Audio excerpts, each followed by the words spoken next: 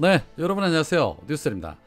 윤석열 동생이자 법무부 장관 후보자인 한동훈에 대한 수많은 의혹에 대해서 일체 발로 뛰는 취재는 없고 오로지 한동훈이 불러주는 것만 열심히 잘 받아 쓰는 기레기들이 이제는 대놓고 윤석열의 2인자로 한동훈을 낙점해 놓고 키워주고 있다는 비판 여론이 높습니다.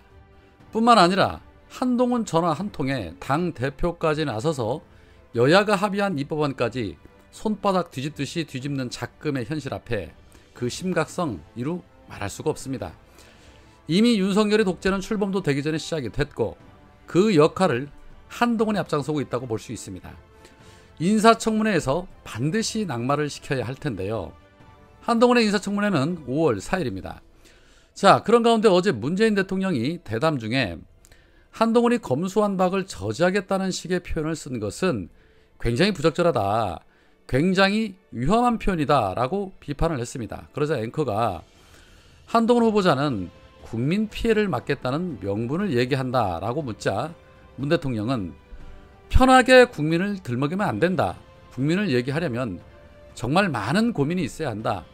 대한민국의 정의를 특정 사람들이 독점할 수는 없다라고 지적을 했습니다. 문재인 대통령 말씀 어디에도 틀린 말이 없습니다. 그런데 네 가지 없는 한동훈이 또다시 정치적인 발언을 했습니다. 한동훈은 이렇게 말합니다. 현장을 책임질 법무장관 후보자가 몸살이고 침묵하는 것은 직업 윤리와 양심의 문제다라고 입을 털었습니다. 직업 윤리, 양심의 문제랍니다. 양심. 무엇을 그렇게 숨길 게 많은지 떳떳하게 휴대폰 비번도 못 풀고 온갖 꼼수와 시간 벌기를 했던 한동훈의 입에서 양심이라는 단어가 나왔습니다. 한동훈의 이러한 발언에 시민들은 난리가 났습니다. 민주적 대통령의 세상 참 좋아졌다, 일개 검사 따위가 그리고 범죄 혐의자가 영린성 발언을 공개적으로 하다니 나라가 참 어찌 될련고 라는 걱정하는 반응도 있었고, 이야, 양심이란 말을 올리다니 그런 게 있는 사람이었나? 비번도 안 알려주고 수사 방해하신 분이 참 대단해, 꼼꼼해 라는 반응도 있었고, 양심 있는 사람은 세금 몇 푼 아끼려고 타 지역에 자동차 등록 안 하지 라는 반응도 있었습니다.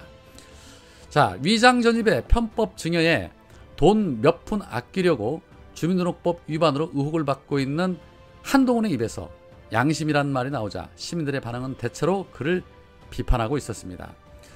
윤석열이 차기 정권을 한동훈에게 물려주기 위해 벌써부터 기레기들을 이용해서 한동훈을 띄워주고 있는 모습이 여기저기서 나타나고 있습니다.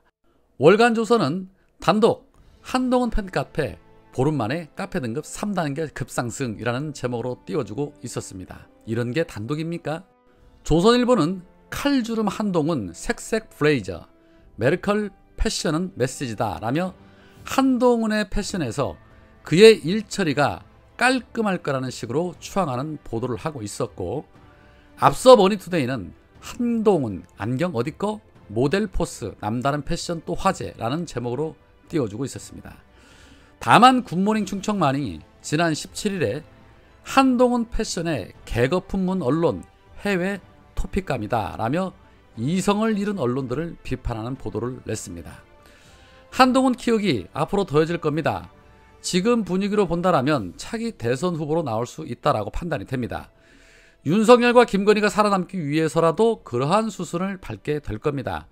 문제는 윤석열이 과연 임기를 다 채울 수 있을 것인가가 문제가 되겠지요. 임기 다 못 채울 것 같다라는 생각이 강하게 드는데 말입니다.